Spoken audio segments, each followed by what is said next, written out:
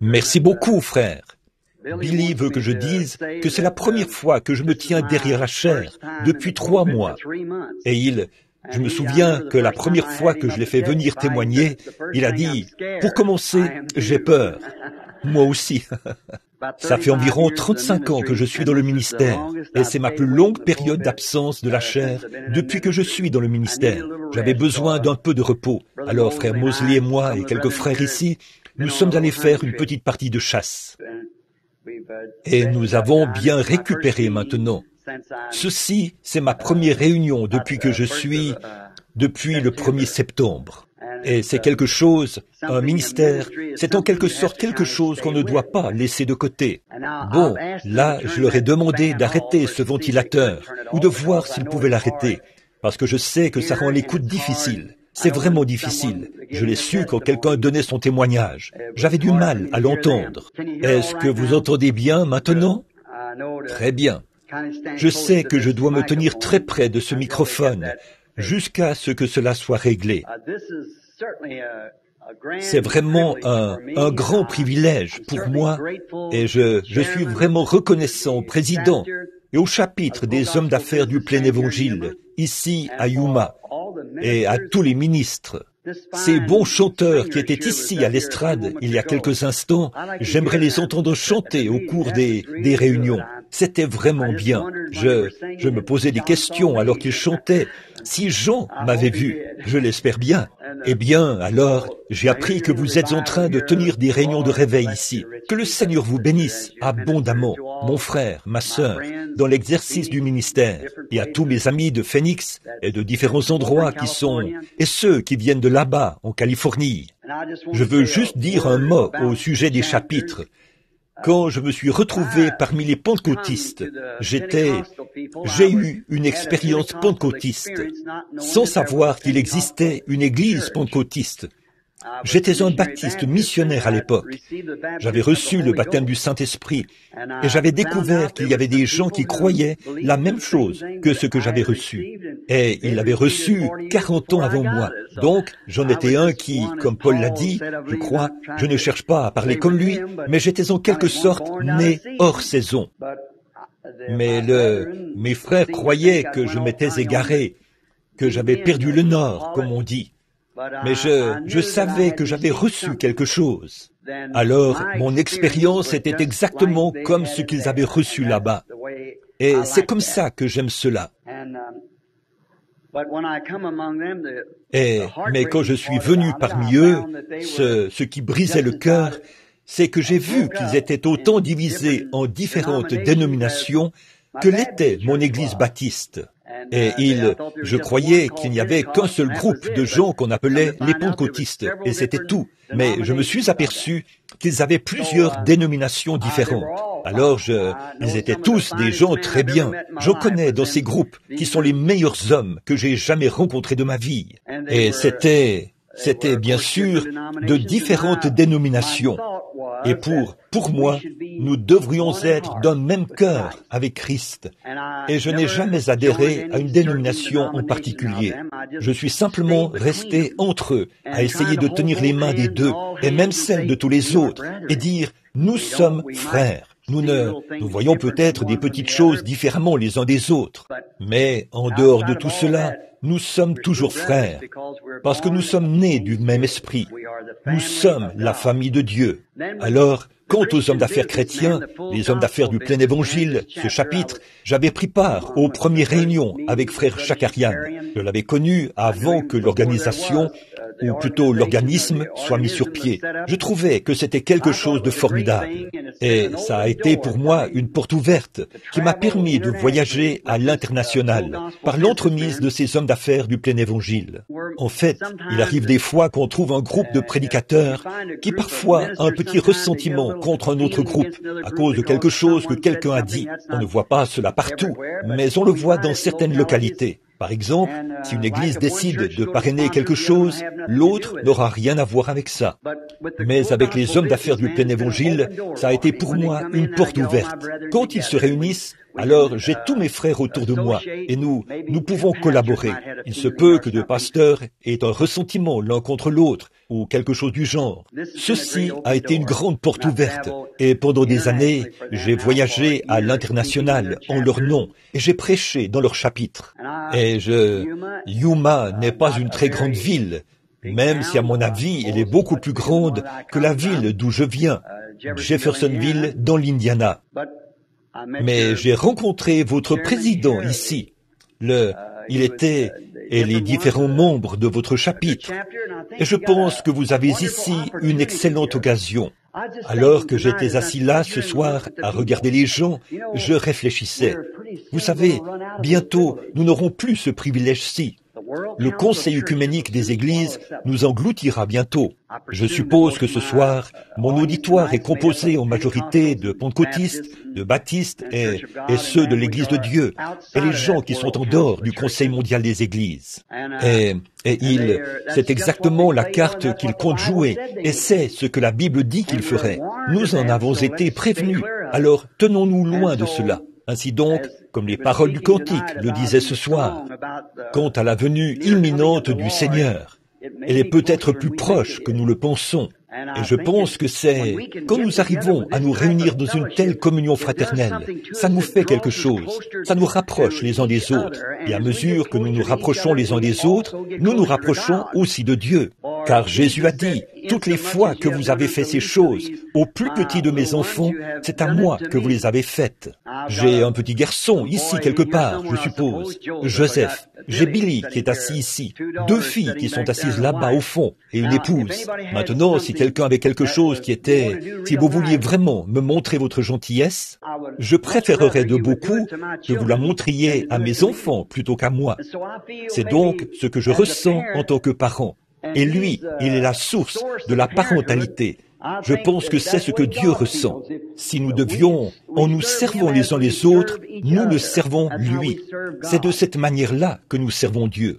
Et sachant que ceci est la vérité, je pense donc que chaque fois que ce chapitre se réunit, puisqu'il est interévangélique, les hommes d'affaires du plein évangile ne prennent position pour aucune doctrine en particulier. Ils prennent simplement position pour le plein évangile. Et si un homme n'est pas d'accord, c'est parfaitement en ordre. C'est en ordre. Nous avons de la communion fraternelle quand même.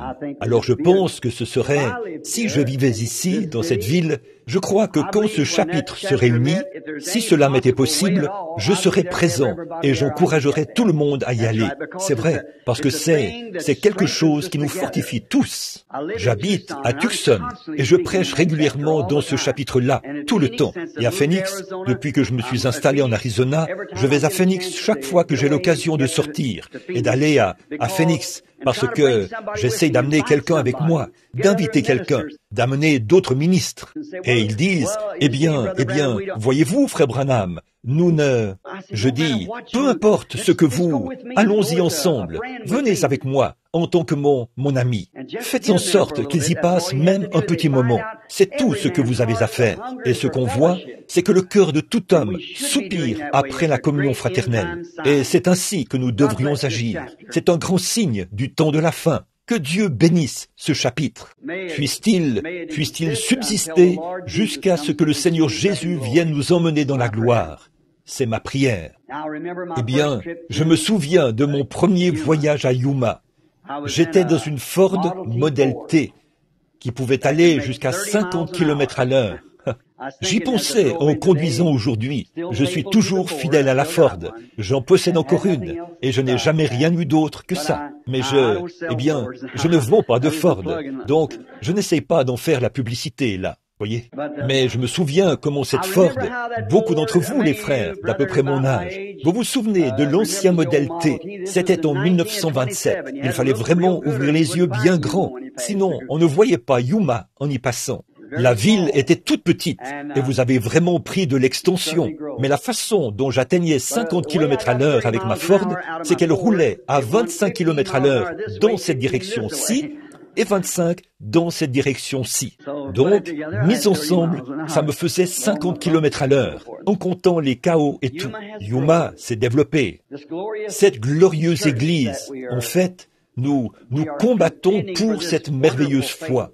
Merci, frère, quelle que soit la personne qui l'a fait. Elle s'est développée, elle aussi, et nous en sommes reconnaissants. Que le Seigneur vous bénisse tous.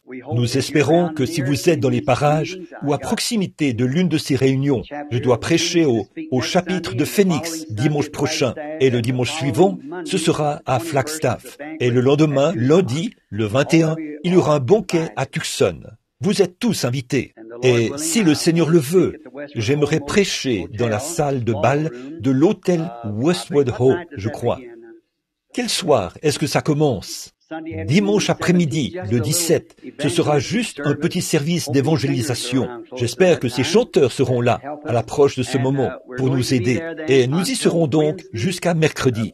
Je pense que c'est dimanche après-midi, et nous le faisons ainsi pour éviter d'interrompre les programmes des églises. Ensuite, lundi, mardi et aussi mercredi, nous serons au West, à l'auberge Ramada. L'auberge Ramada. Et puis, jeudi, nous commencerons au Westward Ho. C'est ça?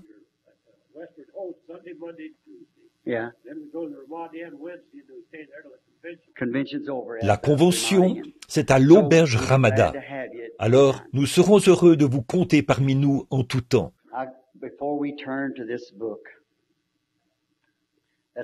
Maintenant, avant de prendre ce livre, courbons la tête un instant et parlons à l'auteur.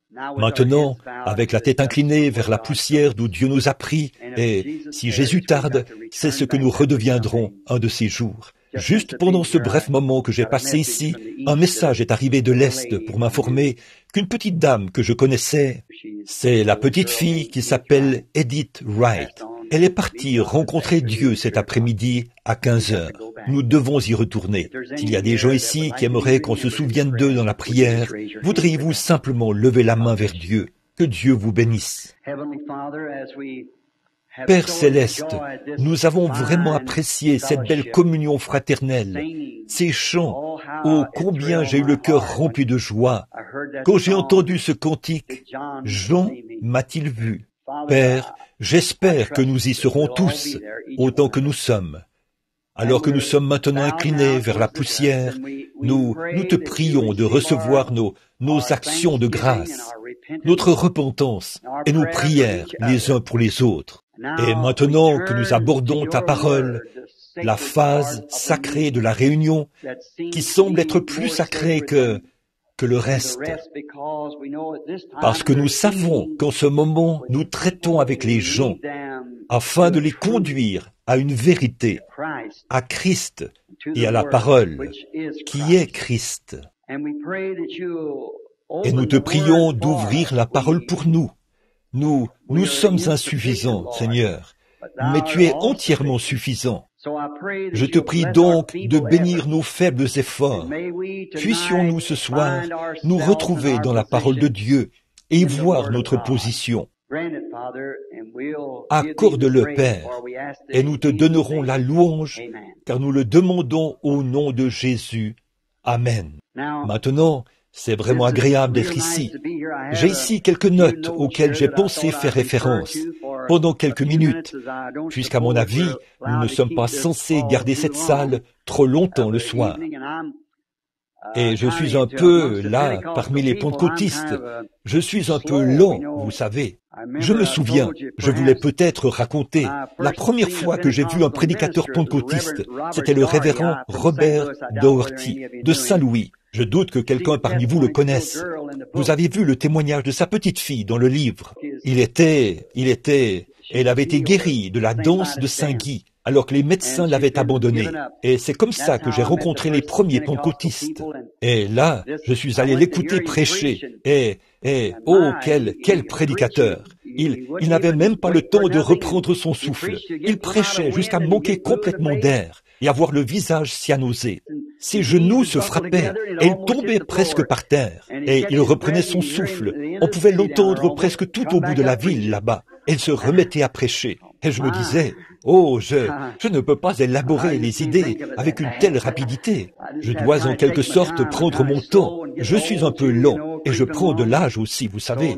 Mon âge avance. Alors j'espère que vous serez patient avec moi pendant quelques minutes. Une chose est certaine, et je sais qu'elle ne faillira pas. C'est sa parole. Les cieux et la terre passeront, mais sa parole ne faillira jamais. Alors, si vous avez votre Bible et que vous aimeriez la lire, prenons maintenant le livre d'Ésaïe. Ésaïe, chapitre 53. J'aimerais lire ceci juste pour établir, pour avoir un texte, afin d'en établir un contexte pendant un moment. Qui a cru à ce qui nous était annoncé? Qui a reconnu le bras de l'Éternel? Il s'est élevé devant lui comme une faible plante, comme un rejeton qui sort d'une terre desséchée.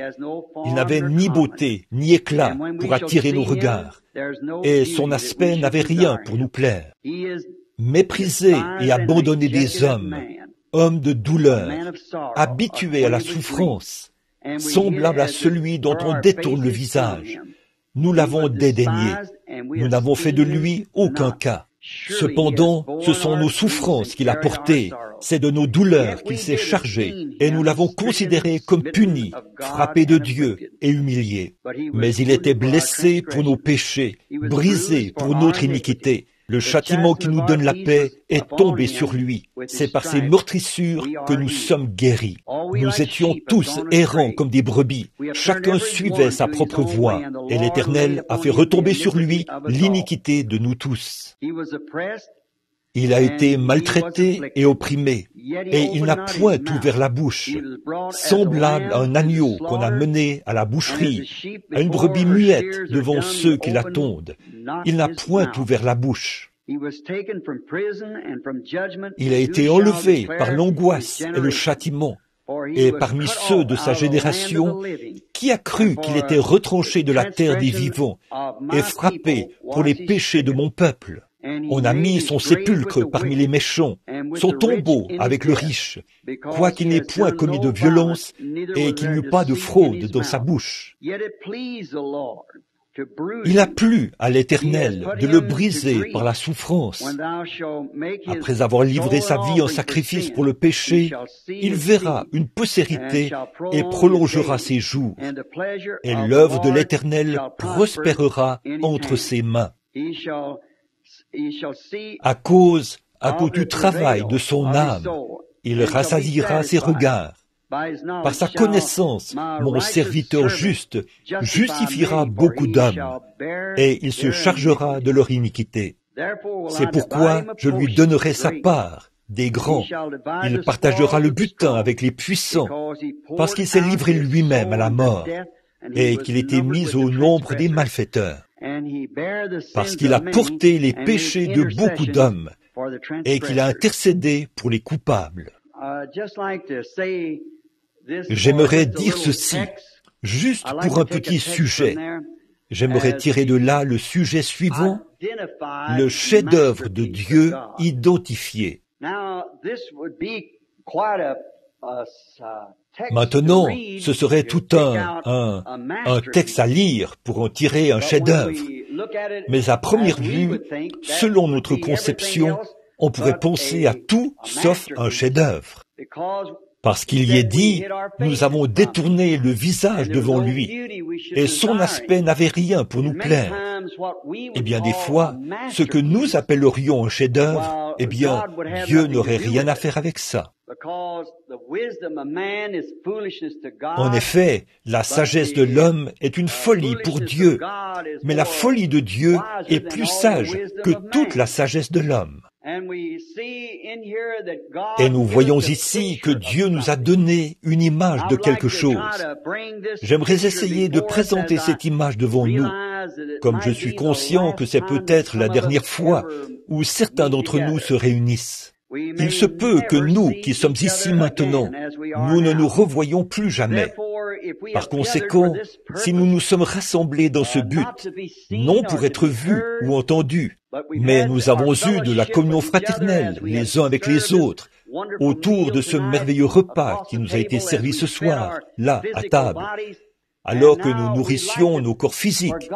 Et maintenant, nous aimerions que Dieu nourrisse notre âme de sa manne cachée. Il n'est permis qu'aux sacrificateurs qui sont entrés dans le Saint des Saints de manger de sa nourriture.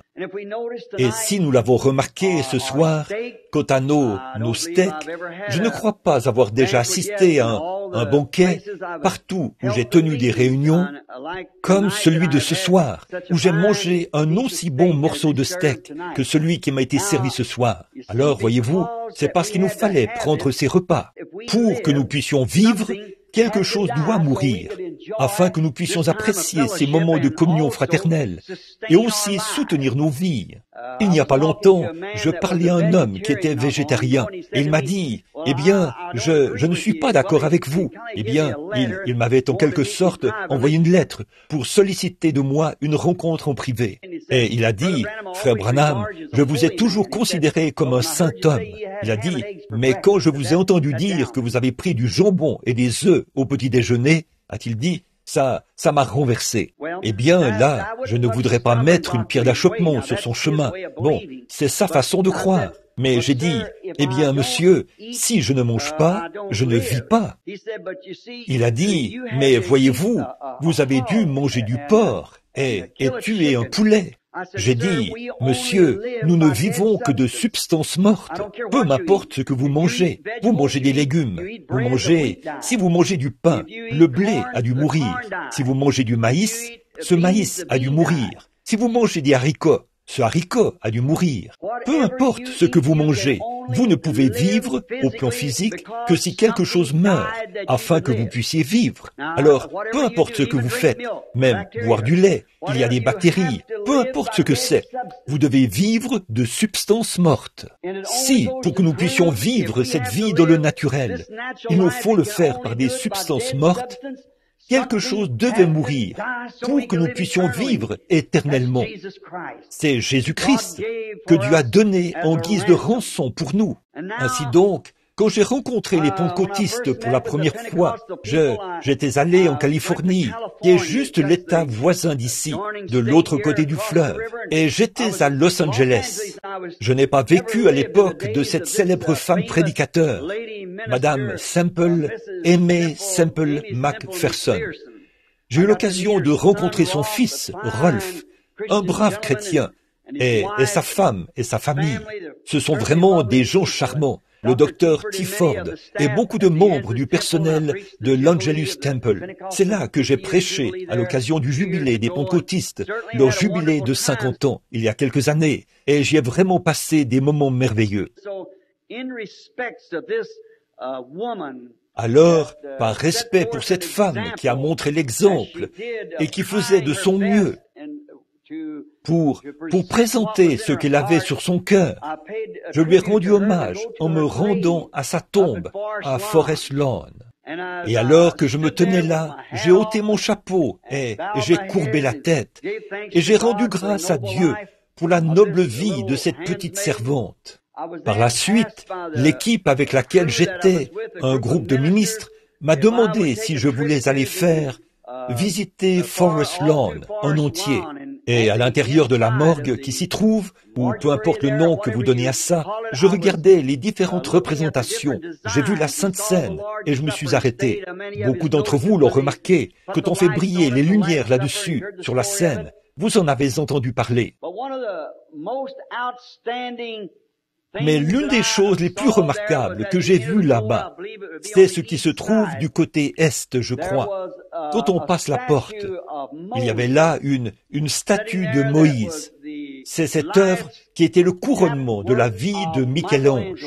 Je crois que c'était lui, le sculpteur, je peux me tromper sur l'auteur, mais je crois que c'est bien ça, Michel-Ange, le grand sculpteur qui a sculpté cela, ou la statue de Moïse.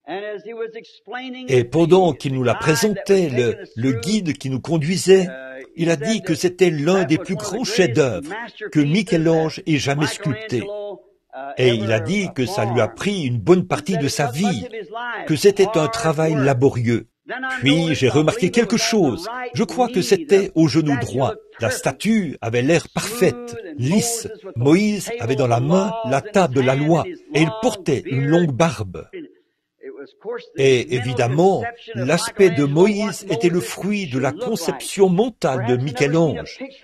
Peut-être n'avait-il jamais vu une image de lui, mais dans son esprit, il avait conçu ce à quoi Moïse devait ressembler. On raconte que dès qu'il a eu terminé la statue et qu'elle était bien poncée et parfaite, il s'est reculé pour regarder son œuvre. Quand il était emporté par l'inspiration et que ça ressemblait vraiment ce qu'il avait conçu dans sa pensée, il l'avait fait de sa main, comme ça y ressemblait tellement et qu'il avait attendu toutes ces années. Il s'est tellement laissé emporter par l'inspiration qu'il l'a frappé au genou et s'est écrié « Parle !» C'est ainsi qu'il y a un endroit brisé sur la jambe, le genou de Moïse, là où Michel-Ange l'a frappé avec son marteau, emporté par un excès d'inspiration. Vous voyez, au début, il y avait en lui quelque chose, et il s'est fait une image mentale de ce à quoi Moïse devrait ressembler, selon lui. Et quand il a vu devant lui le reflet de la chose même qu'il avait à l'esprit, ce à quoi Moïse devait ressembler selon lui, après avoir gardé à l'esprit cette vision pendant des années et des années, alors qu'il s'attaquait aux grands blocs de granit, dont il taillait un morceau ici et un morceau là, et il faisait des annotations, parce qu'il fallait que le résultat soit parfait.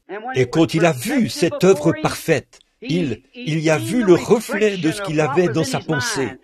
C'est ce qui a déclenché tant d'inspiration en lui, au point qu'il a frappé la statue et s'est écrié « Parle ». Toutes ces années de labeur avaient porté leurs fruits.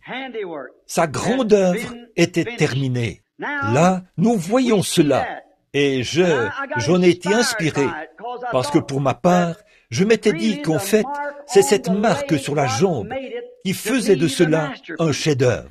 En effet, si ce n'était rien de plus qu'un autre portrait de Moïse, ou quelque chose du genre, une sorte d'image dont un homme avait eu la conception.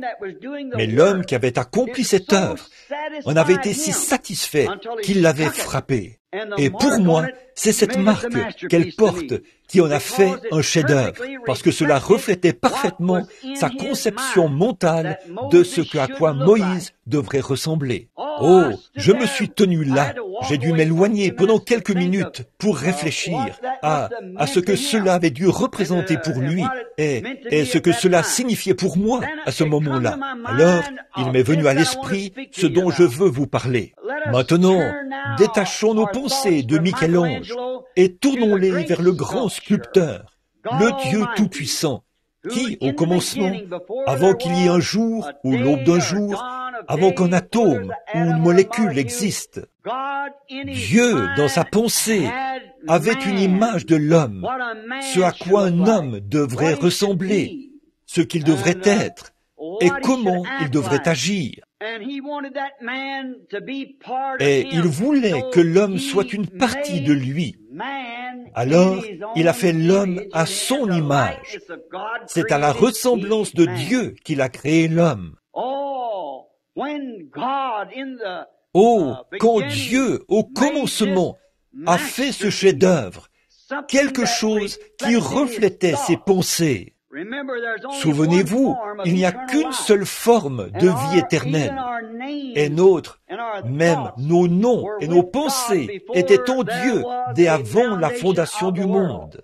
En effet, nous possédons maintenant la vie éternelle. Et pour ce faire, il nous fallait être une partie de Dieu. Donc, il nous fallait être ni plus ni moins dans ses pensées, parce que nous avons la vie éternelle, et nous avons été prédestinés à cette vie, et nos noms ont été mis dans le livre de vie de l'agneau avant la fondation du monde, selon l'Apocalypse. Maintenant, comme Dieu nous avait dans sa pensée, nous avons alors la vie éternelle, car il a prononcé la parole et nous avons vu le jour. Et une parole n'est qu'une pensée manifestée. Dieu nous avait au commencement dans ses pensées. Eh bien, quand il a créé Adam, ce premier homme, oh, comme c'était parfait, il ressemblait à Dieu. Dieu, le grand Saint-Esprit, couvrait la terre. Et les oiseaux sont apparus, peut-être, et les animaux, et différentes choses dont la forme se rapprochait de plus en plus de celui qui couvait, jusqu'à ce qu'apparaisse finalement une espèce tout à fait semblable à celui qui couvait, Dieu. Dieu a été, ou plutôt l'homme a été créé à l'image de Dieu.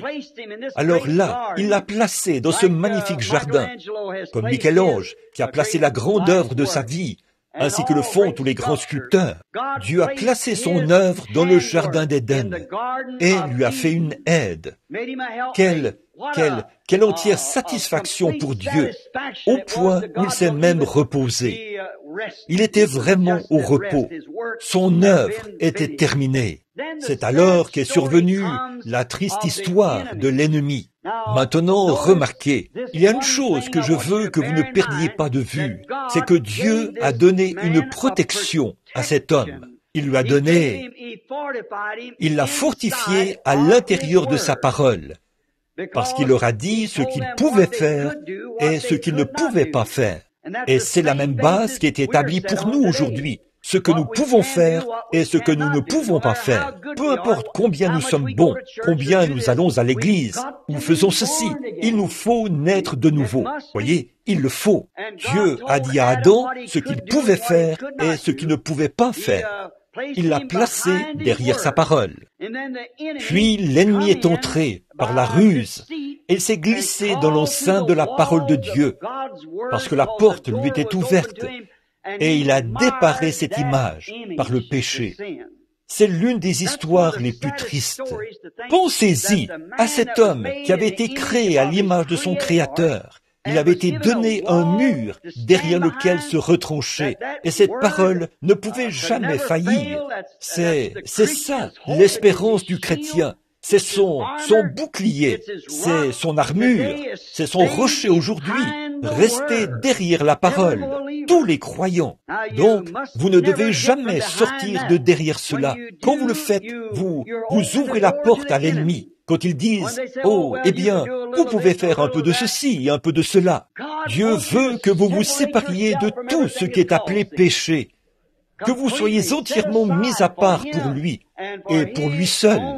Il a un but dans votre vie et dans la vie de chaque individu, et personne d'autre sur la face de la terre ne peut prendre votre place. Dieu a quelque chose pour vous. C'est ainsi que vous avez été conçus. Vous avez été conçus ainsi dans un but. Dieu est souverain dans son œuvre. Il a même, les choses sont différentes. Nous sommes différents les uns des autres. Nous le voyons dans la vie animale. Nous voyons dans la vie animale qu'il y a un animal dont Dieu a fait une bête de somme, le cheval par exemple, et il doit travailler. Et la vache est faite pour le sacrifice. Mais le lion et le tigre vagabondent dans la forêt sans travailler, sans faire quoi que ce soit. Il a créé un grand animal comme l'éléphant, et il a aussi créé un tout petit animal comme la souris. Maintenant, qui peut dire à Dieu quoi faire et comment le faire? Il le fait à sa manière à lui. Et il crée les montagnes, il crée les déserts, il crée les mers, il crée les plaines, il crée des espèces d'arbres, du bois dur, le palmier, et ainsi de suite. Il le fait. Il crée les hommes différents les uns des autres. À chacun de nous, il attribue une place bien précise. Et un palmier ne peut jamais être un icori. Un icori ne peut jamais être un palmier. Personne ne peut prendre votre place. Et vous ne devriez pas chercher à prendre la place de quelqu'un d'autre. En effet, aux yeux de Dieu, vous êtes unique et Dieu a un but pour vous. C'est dans ce but qu'il vous a créé. Vous dites, pourquoi l'a-t-il fait? Il est souverain. Il y a une raison pour laquelle il l'a fait ainsi. Mais nous voyons que nous sommes tous gardés par la parole. Nous voyons ces corps célestes qui sont dans le ciel. La Bible dit que même une étoile diffère d'une autre. Il y a Sirius et les autres, et Mars et Jupiter, et tous ces différents corps. Ils sont différents les uns des autres. Le soleil est différent de la lune, et la lune est différente des étoiles. Puis il y a les anges, par exemple. Il y a des séraphins et des chérubins, des anges et de grands anges, selon leur rang. Et même dans le nouveau monde à venir, les rois de la terre apporteront leur honneur dans la ville. Nous serons toujours ainsi. En effet, Dieu n'est pas comme le programme Harmony House de Sears et Roebuck. Il est un Dieu de variété. Il fait l'un d'une manière et l'autre d'une autre manière. Mais nous devons servir Dieu tel qu'il nous a créés, être heureux et rester derrière sa parole. Et c'est ainsi que Dieu a fait les choses. Mais là, nous voyons que l'ennemi s'est faufilé dans la parole, qu'il est allé jusqu'à ceci, jusqu'à cette œuvre de Dieu, et l'a déparée. Et c'est exactement ce qu'il est en train de faire maintenant. Il se faufile dans cette œuvre, cet ennemi, pour chercher à faire de nous un conseil mondial des églises. Et l'homme les hommes ne peuvent même pas se mettre d'accord entre eux. Comment pourrons-nous amener le monde entier à se mettre d'accord en faveur d'un seul homme? Et dès que vous faites cela, nous avons quelqu'un avec qui nous devons rester en harmonie. C'est Dieu. Et au commencement était la parole. Et la parole était avec Dieu. Et la parole était Dieu. Et la parole reste Dieu. Et elle sera toujours Dieu. Parce que Dieu est dans la parole. Et la parole a été faite chair. Et elle a habité parmi nous, en la personne du Fils de Dieu. Maintenant, nous voyons qu'après qu'il a constaté ce gros dégât, si cela avait été vous et moi, on se serait attendu à ce que, compte tenu de tout ce temps et de tous ces efforts que nous aurions consacrés, nous renversions le tout et tournions la page. Mais Dieu, non. Il ne voulait pas que son œuvre soit anéantie. C'est ça, l'amour de Dieu. Ce n'est pas étonnant que le poète ait dit « Versez de l'encre dans les ondes, changez le ciel en parchemin, tendez la plume à tout le monde, et que chacun soit écrivain. D'écrire tout l'amour de Dieu ferait tarir les eaux, et le rouleau d'un ciel à l'autre ne serait pas suffisant. » Voyez l'amour de Dieu, après que l'homme était tombé et avait délibérément ouvert la porte à l'ennemi, et qu'il était entré, l'avait déparé et avait installé la mort en lui. Dieu n'a quand même pas voulu que ce soit détruit. Il est descendu et a tout recommencé à zéro. Il allait refaire cet homme. Avec Adam, il avait fait une alliance. Tu feras ceci et non ceci, ceci et non cela. Ne prends pas, ne touche pas, ne goûte pas. Mais nous voyons que quand il a recommencé, il l'a fait avec Abraham. Et avec Abraham, il a fait une alliance inconditionnelle.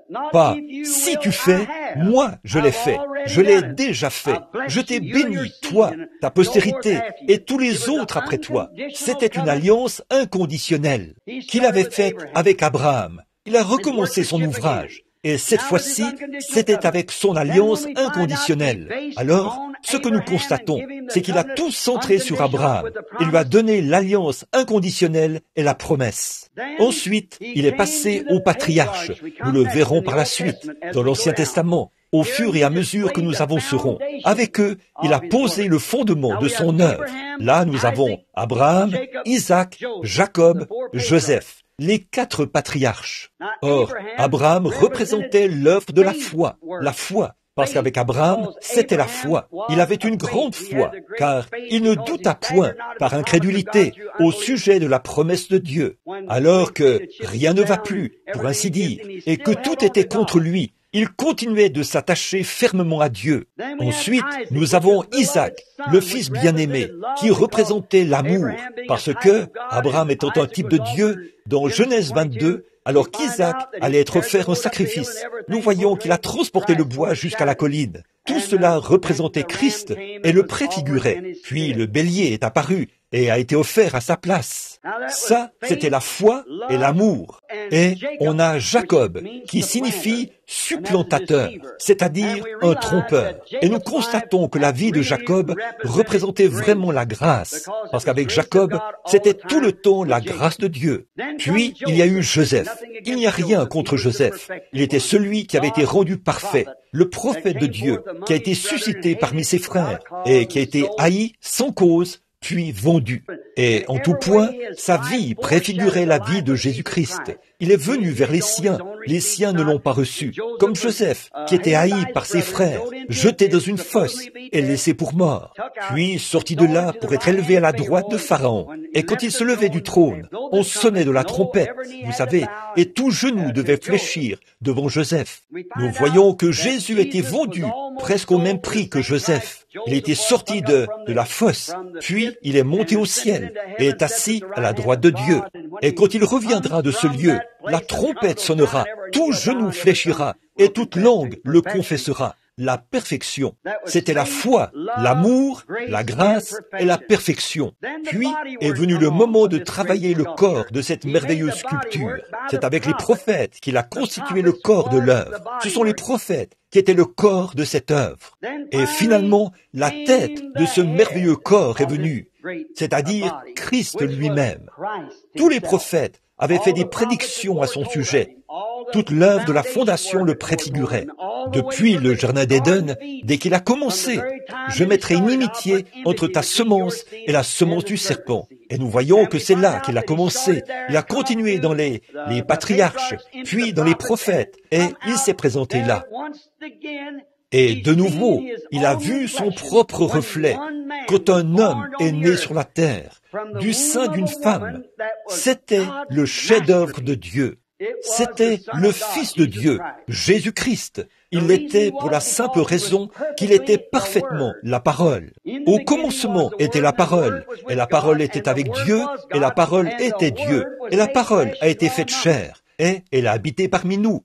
Donc, en lui, nous voyons le reflet d'un chef-d'œuvre parfait. Il était si parfait, comme Dieu, qu'il a dit, « Si je ne fais pas les œuvres de mon Père, ne me croyez pas. » Bien que vous ne pouvez pas me croire, croyez aux œuvres, car ce sont elles qui vous rendent témoignage de qui je suis. J'aime ça. Voyez, il a dit, « Si vous ne me croyez pas. » Il disait, « Tu es un homme, tu te fais égal à Dieu. » Il a dit, « Si vous ne pouvez pas me croire, croyez aux œuvres que je fais.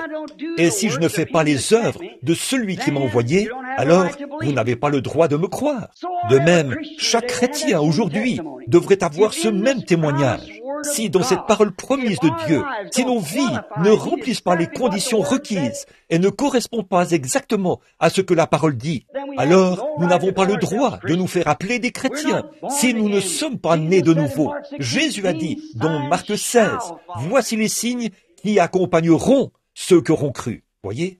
Pas qui pourraient, qui devraient, qui le feront probablement. Ils les accompagneront. Il s'agit là du sculpteur qui nous a façonnés. Il s'agit là de l'Église qui a été taillée. Il s'agit du corps de Christ.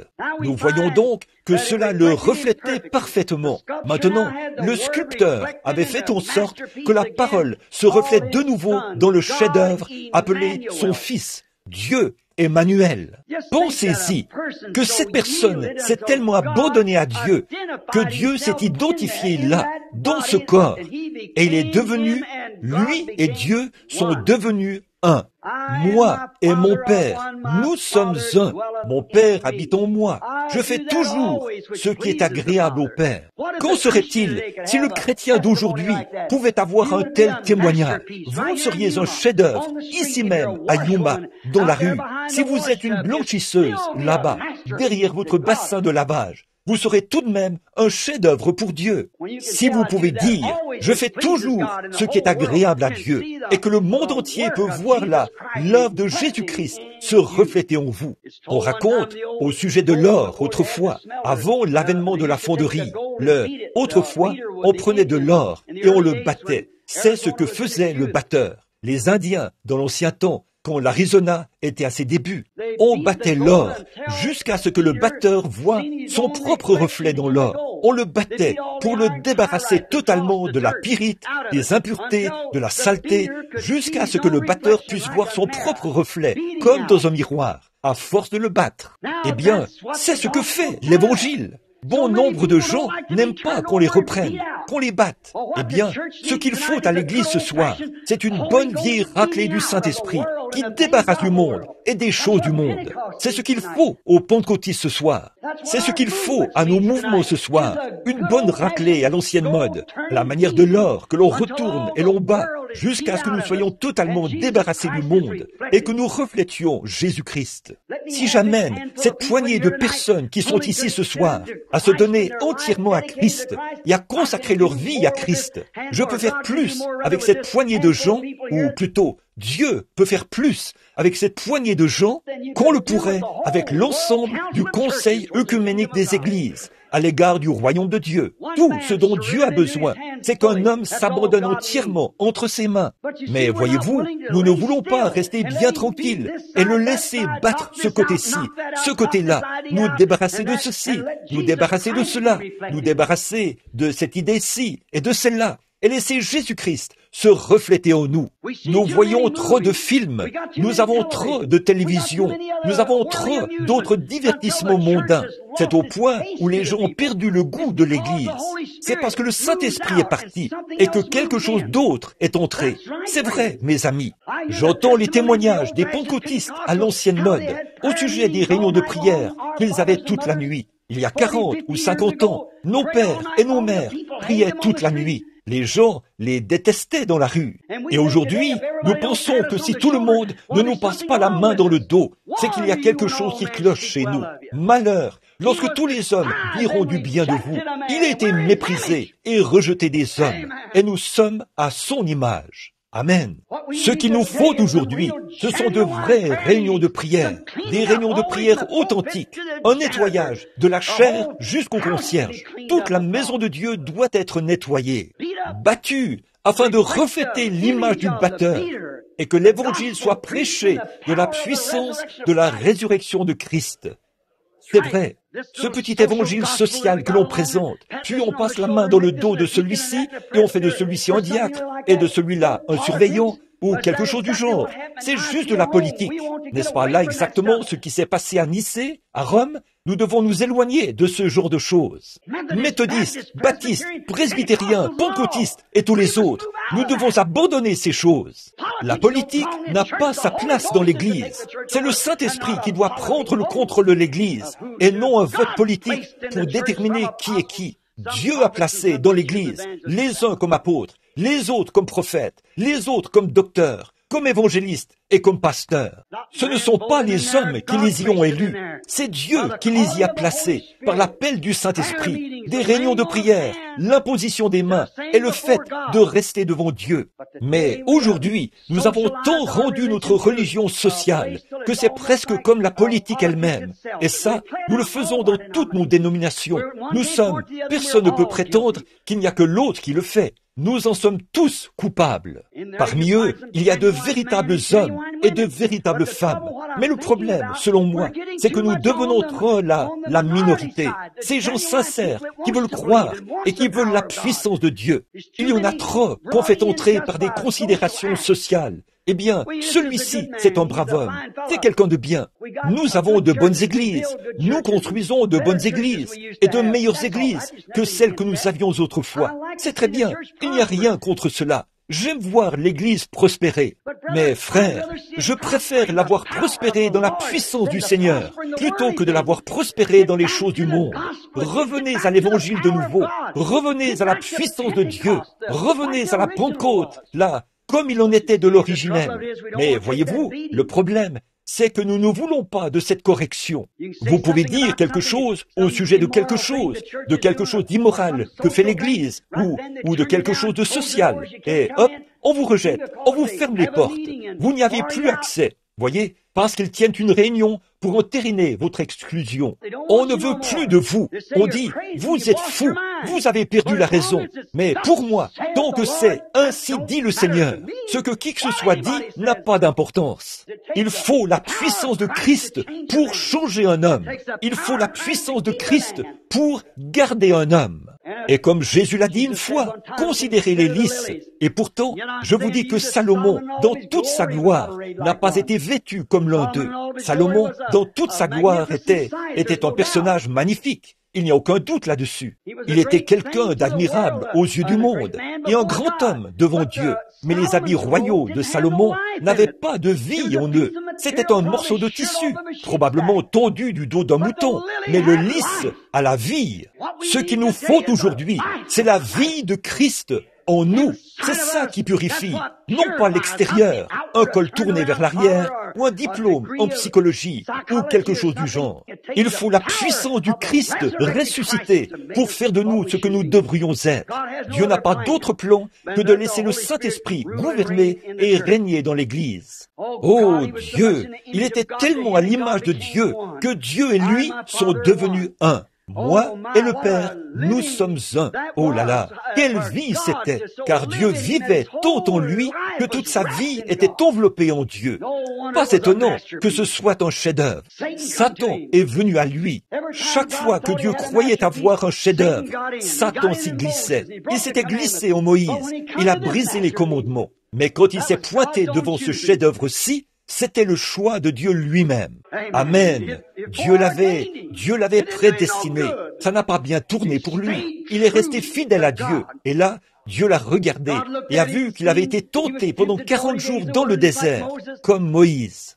Évidemment, tous ces hommes le préfiguraient. La loi avait été brisée. Mais quand Satan, le grand tentateur, est venu et qu'il a essayé de le tenter, il s'est rendu compte que là, ce n'est pas à Moïse qu'il avait affaire. Non, monsieur, il s'est heurté à une puissance de 5000 volts qui lui a brûlé les ailes quand il s'est jeté sur celui-là. Il est écrit, a-t-il dit. Voyez, Adam était tombé, mais Jésus, le second Adam, ce chef-d'œuvre qui était venu en tant que rédempteur, il a dit, il est écrit, l'homme ne vivra pas de pain seulement, mais de toute parole qui sort de la bouche de Dieu. Là, il avait un chef-d'œuvre. Oui, monsieur, il a dit une autre chose. Il a dit, il est aussi écrit, tu ne tenteras point l'Éternel ton Dieu. Retire-toi, Satan. Là, c'était un chef-d'œuvre. Qu'a-t-il fait? Il n'a pas dit, je vais en parler à mon église. Je vais demander aux surveillants de faire telle et telle chose. L'évêque fera telle et telle chose. Il a dit, il est écrit. C'est derrière cela qu'il avait placé son premier Adam. Il est tombé et Satan l'a déparé. Mais il ne pouvait pas déparer celui-ci. Peu importe comment il allait procéder. À tel point Dieu a dit, celui-ci est mon fils bien-aimé. Écoutez-le. Tout, je lui remets toutes choses. Vous, écoutez-le. Ils étaient un. Ils étaient le même être. Dieu vivait en lui, faisant de lui Dieu, Emmanuel, sur la terre. Il était un agneau parfait. Oh, le chef-d'œuvre parfait de la rédemption. Alors Dieu était satisfait, exactement comme Michel-Ange. Il était tellement inspiré par sa vie. Nous voyons j'ai noté ici quelques passages de l'Écriture.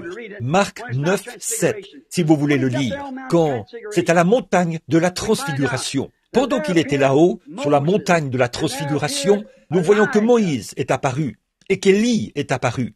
Et tout à coup, l'apôtre Pierre a été tellement saisi par l'inspiration qu'il a dit, dressons ici 3 tentes. Nous allons former 3 organisations avec ceci. Nous allons former 3 dénominations, une pour Moïse, une pour Élie et une pour toi. Comme il parlait encore, une voix s'est fait entendre de la nuée. En ces mots, celui-ci est mon fils bien-aimé. Je suis tellement satisfait de lui que je vais le frapper. Pour vous, écoutez-le.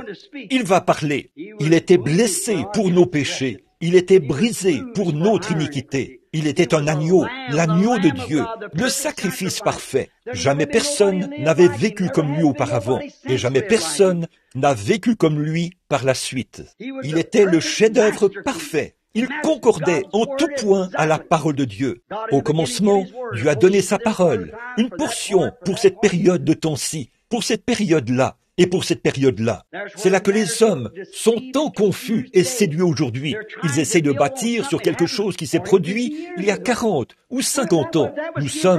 Cela a été donné pour cet âge-là. À quoi cela aurait-il servi à Moïse de venir avec le message d'Enoch? À quoi cela aurait-il servi à Moïse de venir avec le message de Noé? À quoi cela aurait-il servi à Jésus de venir avec le message de Moïse? Voyez, et à quoi cela aurait-il servi à Wesley de venir avec le message de Luther? À quoi cela aurait-il servi aux pentecôtistes de venir avec le message de Wesley? Vous voyez ce que je veux dire? Tout a été assigné ici dans la Bible, et nous devons connaître l'âge et l'heure, et ce qui était prévu pour nous. Et c'est là que nous échouons aujourd'hui. Nous lisons tout, sauf la Bible. Voici le jour que nous devrions vivre. Voici le jour dans lequel Dieu nous a placés, ici. Regardons dans la parole.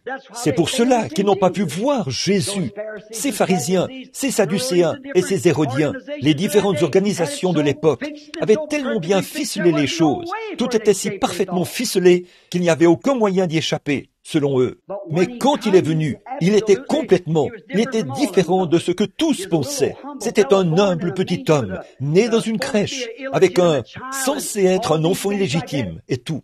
Et pourtant, il est venu exactement comme l'Écriture avait dit qu'il viendrait. Et ils étaient habitués à ce que Moïse avait dit. Pourtant, Moïse avait parlé de lui. Il a dit, eh bien, si vous aviez connu Moïse, vous m'auriez connu. Moïse a parlé de moi, mais ils ne pouvaient toujours pas voir ces choses. Ils étaient tellement brouillés dans leur tradition qu'ils ne pouvaient pas voir ces choses. Mais voyez-vous, il n'était pas venu pour refléter les organisations de cette époque-là. Il n'était pas venu pour refléter la religion sectaire. Il était venu pour refléter le Père, et le Père était la parole. Amen. Maintenant, je me sens vraiment religieux. Il était venu pour refléter la parole du Père. Dieu a dit qu'il serait là, et il était là. Le chef-d'œuvre parfait de la merveilleuse œuvre de Dieu. Oh là là, il était son parfait reflet. Il reflétait tout ce dont Dieu avait parlé.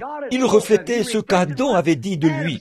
Il reflétait tout ce que les prophètes avaient dit et tout ce que les patriarches avaient dit.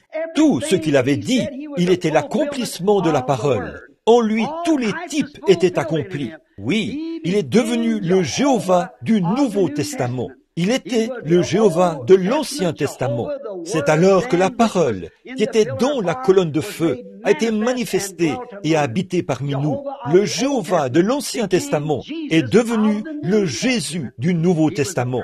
Il était un parfait reflet de Dieu. Oh, si seulement l'Église aujourd'hui pouvait refléter cette première Église, quand le Saint-Esprit est descendu le jour de la Pentecôte, si seulement le chrétien aujourd'hui pouvait refléter. Nous sommes une bande de gens hybrides en comparaison d'eux. Je suis passé alors que je venais aujourd'hui, j'observais, alors que je venais ici, par cette petite ville de Casa Grande, ou de quelques-uns de ces petits endroits. Ici, j'ai remarqué qu'il y avait une plantation de coton et différentes luzernes. Il leur a fallu y installer des moulins à vent pour pomper l'eau, afin que cela puisse pousser. Pourquoi?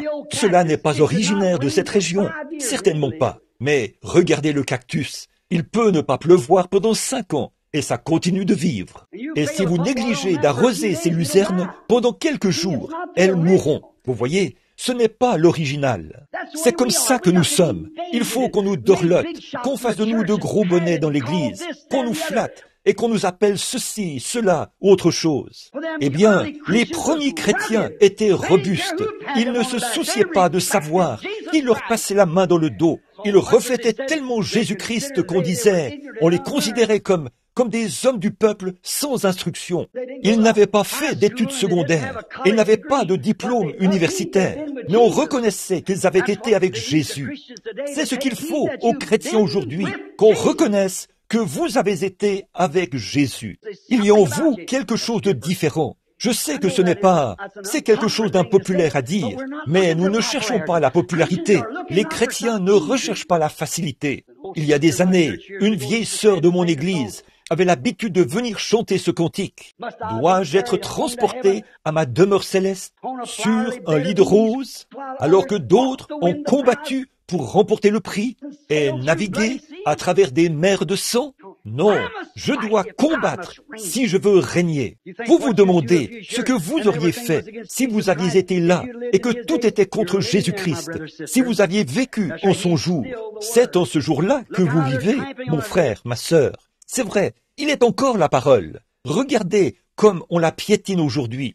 Regardez comme on essaye de l'organiser, de l'unir au monde et tout. Distinguez-vous, prenez position pour Jésus-Christ et sa parole. Que rien n'entrave cela. Tenez-vous-en strictement à cela. Comme le vieux blanchisseur chinois qui venait s'installer ici, en Arizona et en Californie, il y a bien des années. Il ne pouvait pas écrire un seul mot de l'anglais. Il n'en connaissait presque rien. Vous lui apportiez votre lessive.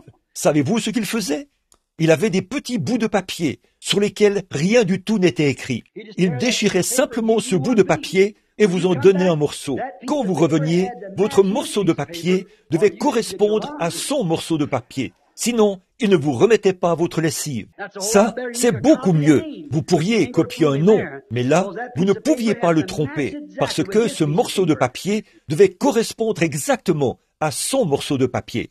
C'est de cette même manière que Dieu a fait son alliance. Notre expérience n'est pas censée concorder avec un credo, un dogme, une dénomination d'église, mais c'est censé concorder avec la parole de Dieu, Jésus-Christ. C'est vrai, quand nous venons à Christ, alors Christ a des droits sur nous. Il l'a déchiré en deux au calvaire. Il en a élevé une partie pour la faire asseoir à sa droite. Ça, c'est le corps. Quant à l'esprit, il est revenu. Il a été renvoyé ici pour lui former une épouse. Et cette même expérience qui était en Christ doit être en nous. Il était d'une perfection si absolue qu'il a plu au sculpteur. Et il l'a tellement inspiré qu'il l'a frappé au calvaire. Oh là là! Maintenant, comme le dit l'Écriture, nous le voyons, ce chef-d'œuvre de Dieu. Nous le considérons comme frappé, brisé et affligé par Dieu. Voilà le vrai chef-d'œuvre, comme Michel a frappé le sien. Ce qu'on a fait, s'il n'avait cherché qu'à mener une bonne vie, il aurait été comme certaines des personnes qui prêchent l'évangile social aujourd'hui. Il était prophète, mais il était plus qu'un prophète, il était Dieu. Il était Emmanuel. Ainsi donc, selon moi, ce qui fait clairement de lui le chef-d'œuvre pour moi et pour vous, c'est parce que Dieu l'a frappé. Il l'a frappé au calvaire. S'il n'avait pas été frappé, peu importe combien de morts il avait ressuscité, combien merveilleuses étaient ses prédications, combien glorieuse était sa vie, ce qu'il professait être, c'est là qu'il a été confirmé. Il était tellement satisfait. Dieu l'était. Au point qu'il est le seul homme qui ait jamais marché sur la face de la terre, que Dieu pouvait frapper pour tous les autres. Celui qui est parfait a été frappé à cause de ceux qui ne sont pas parfaits. La création entière qui était tombée par Adam a été rachetée par Jésus-Christ. Le chef-d'œuvre de Dieu a supporté l'épreuve. Comment l'a-t-il fait? Par la parole. Il est écrit, l'homme ne vivra pas de pain seulement, mais de toute parole qui sort de la bouche de Dieu.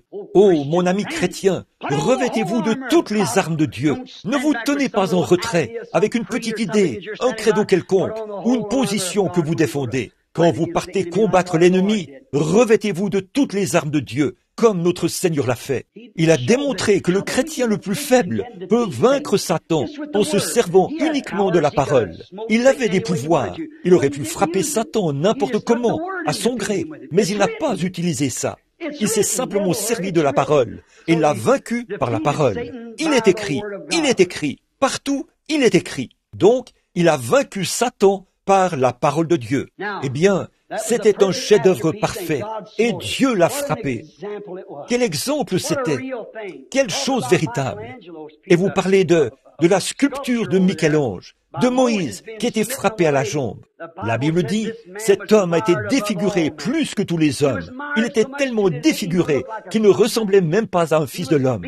Il était battu, il était brisé, il était sanglant, il était meurtri. Tout ce qui pouvait être fait, il avait l'air d'un gros tas de sang et d'eau qui marchait. Il ne ressemblait même pas à un être humain, alors qu'il se traînait vers le calvaire. Dieu l'avait frappé pour nous. C'est ce qui fait de lui le chef-d'œuvre parfait. Oh, comme je l'aime, sachant qu'il a fait cela pour moi, sachant qu'il a fait cela pour vous. Comment pourrions-nous égaler cela? Personne ne pouvait égaler cela. Personne n'est digne d'égaler cela. Nous étions ici sans espérance, nous qui étions sans Dieu, nous qui n'avions aucun moyen d'être rachetés. Chacun de nous est né par le sexe, et il nous fallait en payer le prix, tout simplement. Mais celui qui était parfait est arrivé, et il était si parfait et si agréable que Dieu l'a frappé pour vous et pour moi. Bon, depuis près de 2000 ans, Dieu essaie de lui tailler une épouse, un chef-d'œuvre appelé l'Église. C'est vrai. Comment Dieu le fait-il? Il le fait par sa méthode qui ne change jamais, la parole. Dieu ne change jamais sa méthode. Qui que ce soit d'autre peut changer. Vous changez, je change, le temps change, le monde change, mais Dieu ne change pas. Il est parfait, il ne change pas. Et la manière dont il fait quelque chose la première fois, il le fait chaque fois de la même manière. Il a sauvé l'homme une fois parce qu'il s'était repenti. C'est de la même manière qu'il sauvera l'homme de nouveau. Il a guéri un homme parce qu'il avait la foi. Il guérira le suivant sur la même base. Il ne change jamais sa manière de faire parce que, vous voyez, il est souverain et il est éternel. Il est infini, omniprésent, omniscient. Il est Dieu. Par conséquent, il n'a pas à recourir à qui que ce soit pour avoir la sagesse. Il n'a pas à attendre que son savoir augmente. Il n'a pas besoin d'un nouveau diplôme. Il est parfait. Et quel que soit le diplôme, quelle que soit la chose qu'il a faite la première fois, sa première décision reste la même pour toujours. Cela ne pourra jamais être changé. Oh, comme je suis heureux. Et quand il a fait son premier chef-d'œuvre, il l'a placé derrière la parole. Quand il a fait son deuxième chef-d'œuvre, il était la parole. Amen. Il était la parole. Pas derrière la parole, mais il était la parole. Dieu ne change jamais son plan. C'est exactement avec cela qu'il a commencé sa première église, la parole. Or Dieu, la parole, au commencement, il était indépendant de tout, de toute chose, de tout peuple. Maintenant, je ne dis pas ceci par esprit de contradiction. Dieu est un ségrégationniste. Le savez-vous? Vous parlez d'intégration. Dieu est un ségrégationniste. Il l'est certainement. Il sépare son peuple du monde. Il a séparé Israël, sa nation. Il essaie de séparer son Église du monde. Mais l'Église veut frayer avec le monde. Mais son peuple est encore séparé. Séparé pour être à lui. Qui est-il? La parole. Comment un homme peut-il avoir le baptême du Saint-Esprit? Et le Saint-Esprit a écrit la parole. Et un homme aurait le baptême du Saint-Esprit et nierait la parole? Comment le Saint-Esprit en vous peut-il nier sa propre parole qui vous a été destinée? Je n'arrive pas à comprendre cela. Il doit s'accorder avec la parole. Et si l'Esprit que vous avez en vous ne ponctue pas chacune des promesses de Dieu d'un Amen, il y a quelque chose qui ne va pas. Frère Fred Sothman, ou quelqu'un ici ce soir, a donné une citation. Jésus-Christ est le même hier, aujourd'hui et éternellement. Il est la parole. Ça c'est sûr. Il est toujours le même. Vous voyez? Et votre esprit doit ponctuer cela d'un Amen. Oh, dans un sens, il l'est. En tout point, il est le même. Hier, aujourd'hui et éternellement. Nous remarquons donc que Dieu a commencé à se former une épouse pour Christ. Alors, il faut que cette épouse s'identifie à lui et en lui, parce qu'elle est une partie de lui. Donc, l'épouse est une partie de lui. Elle est une partie de lui. La parole, pour ce jour-là, l'épouse devient une partie de cette parole, car c'est Christ. Maintenant, croyez-vous cela? Il nous faut être en Christ, en Christ. Il nous faut être de Christ, en Christ, une partie de Christ. Qu'en est-il d'une femme quand elle épouse un homme, ou quand un homme épouse une femme? Il faut que cette femme devienne une partie de lui. Ils ne sont plus deux, ils sont un. Et quand Dieu et Christ sont devenus un, ils étaient un. Car Dieu était la parole, et la parole a été faite chair. La chair et la parole sont devenus un. Et quand l'Église devient l'épouse de Christ, elle et les évangiles sont une seule et même chose.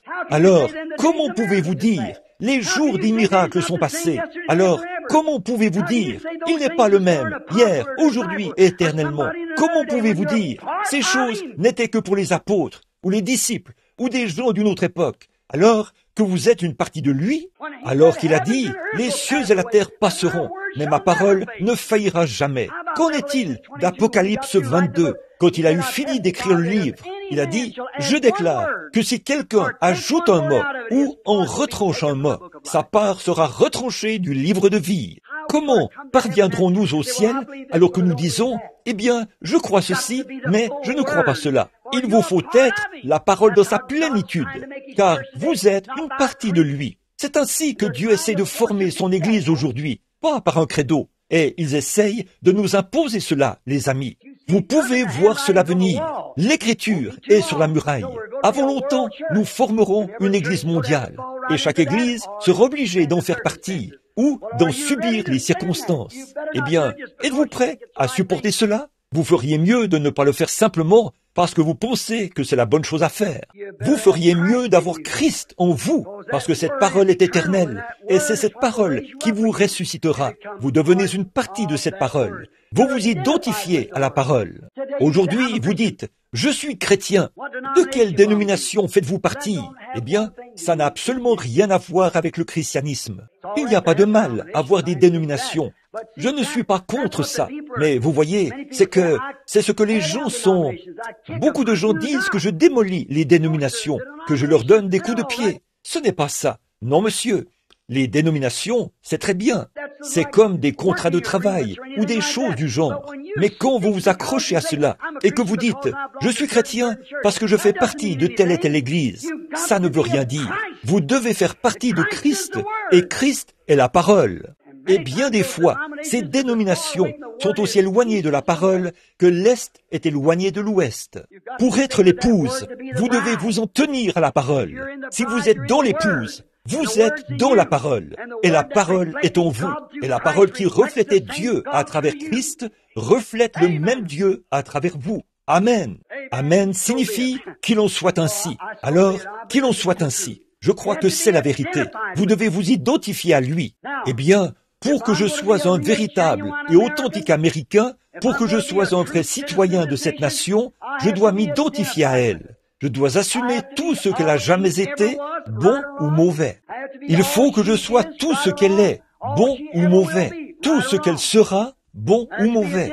Il me faut m'identifier à cette nation pour être un Américain. Pas vrai?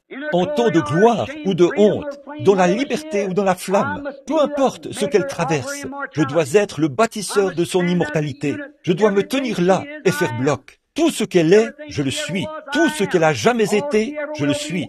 Tout ce qu'elle sera, je dois en être un participant. C'est vrai. Pensez-y un instant. Alors, pour ce faire, en tant qu'Américain, je vais vous le montrer, de sorte que vous soyez certain de saisir cela, alors que je termine. Pour que je sois un Américain, il faut que je m'identifie à tout ce que ce pays a jamais fait. Ainsi, j'ai débarqué à Plymouth Rock avec les ancêtres. J'étais à Plymouth Rock avec les pèlerins. J'étais avec eux là-bas. J'ai chevauché avec Paul Revere un soir pour avertir cette nation des dangers qui la guettaient. J'ai dû y être si je suis un Américain. Vous dites, « Oh, frère Branham, attendez un instant. La Bible dit dans Hébreux chapitre 7 ceci. Lévi, qui perçoit la dîme, l'a payé, car il était dans les reins d'Abraham lorsque Melchisédek est allé au-devant d'Abraham, son arrière-grand-père. Et cela lui était imputé. Quand son arrière-petit-fils était dans ses reins, quand Abraham a payé la dîme à Melchisédek, Dieu l'a compté. L'a-t-il fait? C'est vrai. Peu importe ce qu'est cette nation, je le suis. C'est vrai. Alors j'ai débarqué à Plymouth Rock. J'ai chevauché avec Paul Revere. J'ai traversé Valley Forge. J'étais dans cette rivière glacée avec George Washington. J'étais l'un de ces soldats américains qui n'avaient pas de chaussures quand ils ont marché contre les Britanniques. J'avais les pieds gelés ce matin-là. Quand je me suis enveloppé les pieds, j'ai vu Washington sortir des régions sauvages, trempé jusqu'à la ceinture, du fait d'avoir prié toute la nuit. J'étais là quand ça s'est produit. Je me suis tenu aux côtés de Stonewall Jackson, quand l'opposition était très forte, quand les armées du Nord ont été envoyées là-bas. Elles ont dit, toutes les armées ont battu en retraite. On a dit, où est Jackson? Ils ont répondu, il est là, debout, comme un mur de pierre. Je me suis tenu là avec lui, un petit homme aux yeux bleus. Une fois, on lui a demandé, comment peux-tu te tenir là alors que l'opposition est si forte? Un homme très modeste, il a donné un coup de pied avec sa botte, comme ceci. Il a dit, je ne bois jamais un verre d'eau sans remercier le Dieu Tout-Puissant. Je l'ai soutenu dans ses convictions. Je me suis tenu aux côtés de Stonewall Jackson. C'est vrai, j'étais au Boston Tea Party. J'ai aidé à jeter une partie de ce thé britannique dans l'océan. Il le fallait pour que je sois un Américain. Oui, monsieur. Oui, monsieur. J'ai signé la déclaration d'indépendance aux côtés de Thomas Jefferson. J'ai sonné la cloche de la liberté le 4 juillet 1776. Je m'identifie à sa honte lors de la Révolution, quand un frère luttait contre son frère et un père contre son fils. Je dois m'identifier à sa honte, de même que je m'identifie à sa gloire. C'est tout à fait vrai. J'étais sur Wake Island quand tous ces soldats ont perdu la vie. Je les voyais tomber. Je les ai vus quand ils se sont emparés de Wake Island. J'ai aidé à hisser le drapeau sur Guam. Certainement, tout ce qu'elle était et tout ce qu'elle a jamais fait, tout ce qu'elle est maintenant, je dis fièrement que je suis une partie d'elle, parce que je suis heureux d'être américain, Pas vous? Pour que je sois un chrétien, je dois faire pareil. Alléluia! Oui, monsieur. Si je suis un chrétien, alors j'ai prêché l'évangile avec Noé et j'ai averti les gens du jugement à venir. Oui, monsieur. J'étais de leur nombre à cette époque-là. Je faisais partie de l'économie de Dieu. J'étais avec Moïse au buisson ardent. J'avais été chassé de l'Égypte avec Moïse. Je m'étais enfui dans le désert et j'étais avec lui au buisson ardent. J'ai entendu sa voix. J'ai vu sa gloire. J'ai vu la colonne de feu dans ce buisson là-bas parler à Moïse. J'étais avec lui à la mer Rouge quand elle s'est ouverte. J'ai vu la colonne de feu s'établir sur le mont Sinaï. J'ai mangé la manne dans le désert et j'ai bu au rocher frappé. Alléluia! Je n'ai pas l'impression d'avoir 55 ans en ce moment. Amen. Oui, monsieur. J'ai mangé de la manne dans le désert avec les enfants hébreux là-bas dans le désert. Et j'ai bu à ce même rocher frappé. Je me suis tenu avec Josué ce matin-là, alors qu'il regardait les murailles de Jéricho et qu'il a vu un homme qui se tenait là. Il a tiré son épée, il a couru à sa rencontre. Il a dit, « Es-tu des nôtres ou es-tu du côté de notre ennemi ?» Il a dit, « Je suis le chef de l'armée de l'Éternel. » J'ai vu Josué jeter son épée par terre. Je me suis agenouillé avec Josué quand je me suis prosterné devant lui, le chef de l'armée de l'Éternel. J'ai vu s'écrouler les murailles de Jéricho au son de la trompette. J'ai vu Josué dire, « Soleil, arrête-toi, et toi, lune, arrête-toi sur Ajalon, ne bougez pas. » J'ai vu le soleil s'arrêter et la lune ne pas manquer de donner sa lumière. J'ai vu tout cela se produire. J'étais avec Daniel dans la fosse aux lions, avec les enfants hébreux dans la fournaise ardente. J'étais avec Élie là-bas quand le monde entier l'a rejeté, y compris Akab et toutes leurs Jézabel aux cheveux coupés et tout ce qu'il y avait à cette époque-là, leurs phares, leurs poudres, toutes ces choses qui s'étaient emparées de l'Église. Je me suis tenu avec Élie, je l'ai proclamé le message pur, sans tache de la parole de Dieu. Alléluia! Je me suis tenu à ses côtés sur la montagne du Carmel quand il était tout seul là-bas. Je l'ai vu prier jusqu'à faire descendre le feu du ciel. J'étais avec David quand il a tué Goliath. Gloire à Dieu! Eh bien, si je suis un chrétien, je m'identifie à tout cela. Je dois être une partie de cela. Oui, monsieur. J'ai prophétisé avec Ésaïe en son jour. J'étais avec Jean au Jourdain quand il a vu la colombe descendre sur lui. Je me suis tenu aux côtés de Jean au Jourdain. Je l'ai vu guérir les malades, ressusciter Lazare, ramener à la vie la fille de Jaïrus après qu'elle était morte. J'ai vu cela. Je m'identifie à lui dans sa mort. Je suis mort avec lui quand il est mort au calvaire. Et je suis ressuscité avec lui le matin de Pâques, de la puissance de sa résurrection. Je suis un témoin de cela ce soir. Je suis mort avec lui au calvaire et je suis ressuscité avec lui à Pâques. Alléluia! Pour que je sois une partie de lui, je dois m'identifier à lui. Je me suis identifié à lui dans sa mort. Je me suis identifié à lui dans sa souffrance. Je me suis identifié à lui quand les dénominations l'ont rejeté. Je me suis identifié à lui quand ils l'ont chassé du temple, quand ils ont cherché à jeter, à se débarrasser de lui. J'étais là avec lui. J'étais avec lui dans sa mort. Je suis ressuscité avec lui lors de sa résurrection. Et j'étais avec les 120 quand ils sont montés dans la chambre haute. Oui, monsieur. J'ai été témoin de ce vent impétueux qui est venu du ciel. J'ai parlé en langue avec les ouins le jour de la Pentecôte. Alléluia! J'étais là parce que je m'identifie à lui. Gloire à Dieu! C'est vrai, j'ai prêché avec Pierre dans Acte 2. Oh, j'ai prêché avec lui là-bas. J'ai prêché avec Paul à l'Aréopage, devant les critiqueurs. Oui, monsieur, il fallait que j'y sois. J'étais avec Jean dans l'île de Patmos. J'ai eu la vision de sa venue. J'ai vu Luther. J'étais avec lui pendant la Réforme. J'étais avec Wesley. Et maintenant, je suis ici, à Yuma, en Arizona. Alléluia! Je m'identifie ce soir, ici, au motel Stardust. Un groupe de gens qui croient la même chose. Et maintenant, nous sommes assis ensemble dans les lieux célestes en Jésus-Christ. Alléluia! J'attends sa venue dans la gloire, un de ces jours, identifié à lui. En vivant, il m'a aimé. En mourant, il m'a sauvé. Enseveli, il a emporté mes péchés au loin. En ressuscitant, il a justifié gratuitement pour toujours. Un jour, il reviendra, ô jour glorieux. Je m'identifie maintenant par le baptême du Saint-Esprit. Pas quelque chose ici dans la rue, quelque chose qui remonte à 40 ans. Je l'ai maintenant même. La gloire et la puissance de Dieu qui pardonne les péchés. Je le vois guérir les malades, ouvrir les yeux des aveugles. Je le vois prédire des choses, lire ce qu'il y a dans le cœur des gens. Je m'identifie à lui dans son ministère en ce jour-ci. Gloire à Dieu. Je m'identifie à lui pour ce qui est de la délivrance en ce dernier jour. J'ai confiance que je ferai partie de cette glorieuse épouse qui viendra un de ces jours. Peu importe ce que le monde peut dire, qu'il nous traite de fous, d'hystériques ou de Belzébul ou d'hérétiques, et que sais-je encore. Je veux continuer à m'identifier à ce groupe-là. J'y suis toujours. J'y reste. J'y suis né. Je veux y rester. J'y serai toujours, parce que Dieu m'y a placé. J'y suis. J'ai quitté mon église pour venir m'identifier à une bande d'exaltés. Je suis l'un d'entre eux. Je m'identifie à eux. Ils disent, « Billy, tu as perdu la tête. » Peut-être que c'est vrai, mais j'ai trouvé la pensée de Christ. J'ai trouvé sa parole. J'ai trouvé sa présence. J'ai trouvé qu'il est le même hier, aujourd'hui, éternellement. M'importe ce que qui que ce soit d'autre en pense. C'est moi qui dois m'identifier. Je m'identifie à lui par la parole de Dieu. Il a dit, « Voici les miracles qui accompagneront ceux qui auront cru. » Je suis heureux de m'identifier à cela. Oui, monsieur. Vous savez, une fois, un vieux maître violoniste, vous avez déjà entendu cette histoire. Il y avait un vieux violon qu'on vendait aux enchères. On voulait le vendre, mais personne ne voulait l'acheter.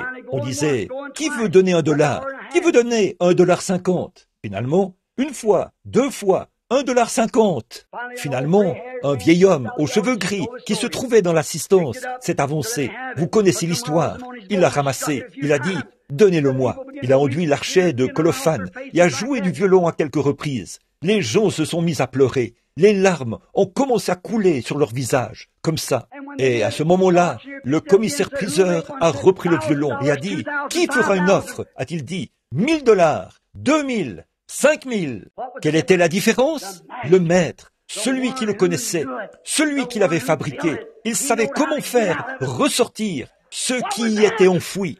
Et tant que nous essayerons de mener nos églises par des credos et des dénominations, nous ne réussirons jamais. Que le grand constructeur de l'humanité, celui qui a fait l'homme à son image, celui qui est en train de se former une épouse pour la même cause, que le Saint-Esprit se saisisse de son archet et joue une seule fois cette parole dans votre cœur. Et ce sera notre meilleur exemple. Peu importe le nombre de grandes églises que vous fréquentez et le nombre de noms inscrits sur le registre, ça portera plus de fruits pour Jésus-Christ que toutes les églises, les dénominations, les credos, les églises du monde et les organisations du monde entier. Il est en train de former une épouse. Oui, monsieur. Il est en train de détacher les morceaux maintenant, d'en ôter le monde. Oh, l'adhésion à l'Église, les credos, les dénominations et les dogmes, tout cela doit être retranché de l'Église. Leurs idées formalistes, leur indifférence, leur doctrine et tout. Revenez et laissez le Maître prendre l'archet. Laissez le Maître vous prendre dans ses mains, jouer la parole et dire « Jésus-Christ est le même, hier, aujourd'hui et éternellement. » Dites « Amen, Seigneur. Forme-moi, façonne-moi, Seigneur. Fais de moi ce que je devrais être. » Alors quelque chose de différent se produira. Alors, si moi, je suis élevé de la terre, j'attirerai tous les hommes à moi. Oui, monsieur. Il vous taille maintenant. Il vous taille pour vous faire correspondre à sa parole. Il ôte de vous tous les credos, tous les dogmes et tout le reste. Il essaie de former de nouveau une épouse pour le Fils, un autre chef-d'œuvre, une partie de la parole. La parole. Jésus ne pouvait pas prendre cette place. Vous souvenez-vous de la lecture qu'il avait faite ce jour-là dans le livre? Il n'avait lu qu'une partie de la prophétie. Il avait laissé le reste pour les derniers jours. C'est à nous qu'incombe cette autre partie. Alors, voyez-vous, il a taillé. Il veut tailler l'Église, tout comme il l'a fait pour le Fils, comme il l'a fait pour l'épouse et l'époux. Pour que vous soyez son épouse, vous devez être une partie de lui, pas une partie du credo, pas une partie de l'Église, pas une partie de la dénomination, mais une partie de lui. Tout ce qui est taillé d'une quelconque autre forme ne marchera pas. C'est dans la parole que vous devez être taillé. Le monde doit être ôté de vous pour ne laisser vivre en vous rien d'autre que la parole. Le grand sculpteur compte sur vous. si vous êtes disposé à prendre position et à vous laisser façonner à la ressemblance de son exigence, de ce que sa parole exige. Dans les derniers jours, je répandrai mon esprit sur toute chair. Vos fils et vos filles prophétiseront. Christ est le chef-d'œuvre identifié de la parole faite chair. Il vous est demandé de vous identifier en lui par la même parole, afin d'être le chef-d'œuvre de l'épouse. Donc, mes frères, en ce temps-là, Dieu avait un chef-d'œuvre à présenter au monde. Maintenant, il veut un chef-d'œuvre pour aujourd'hui. Êtes-vous disposé? Êtes-vous prêt, mon ami chrétien? Êtes-vous vraiment certain que votre vie reflète vraiment Christ? Peu importe ce que dit le monde. Ils vous disent, vous avez perdu la tête, vous êtes devenu fou, vous êtes allé vous joindre à cette bande d'exaltés. Ne prêtez pas attention à cela. Si vous n'êtes pas vraiment, réellement sauvé, et dans ce corps, et que la parole de Dieu est en vous, et qu'elle se reflète, et que vous reflétez la vie de Christ, mon frère, ma sœur, ne prenez pas de risques. Peu importe ce que vous êtes, le genre d'expérience que vous avez, laissez la parole se refléter en vous chaque jour, parce que Dieu, en ces derniers jours, est en train de rassembler une épouse pour son Fils, Jésus-Christ. Courbons la tête. Bien-aimé Père Céleste, c'est une manière si rudimentaire de m'exprimer devant un groupe de gens intelligents. Mon instruction est insuffisante, Seigneur. Je prie que le grand Saint-Esprit fasse pénétrer ces paroles dans le cœur des gens, afin qu'ils voient ce que je voulais dire, s'ils n'ont pas pu comprendre ma manière décousue de dire les choses, Seigneur. Mais dans mon cœur, je vois ce que tu essayes de faire. Je crois, Père, que l'épouse doit être une partie de l'époux. Elle doit être comme l'époux, car elle est une partie de lui. Elle ne pourra jamais être son épouse tant qu'elle ne deviendra pas une partie de lui. Et aujourd'hui, c'est une partie de la parole qui montre qu'il est le même hier, aujourd'hui et éternellement. Le grain de blé qui vivait jadis sur la terre est tombé dans le sol, a repoussé et a été semblable au grain qui avait été mis en terre. Et Seigneur, le jour de la Pentecôte, une glorieuse Église est née. Un autre grain de blé a surgi pour devenir un époux et une épouse du dernier jour. Nous avons vu qu'il était mis en terre pour lui depuis des milliers d'années. Depuis le concile de Nicée, il est resté là, à pourrir dans le sol.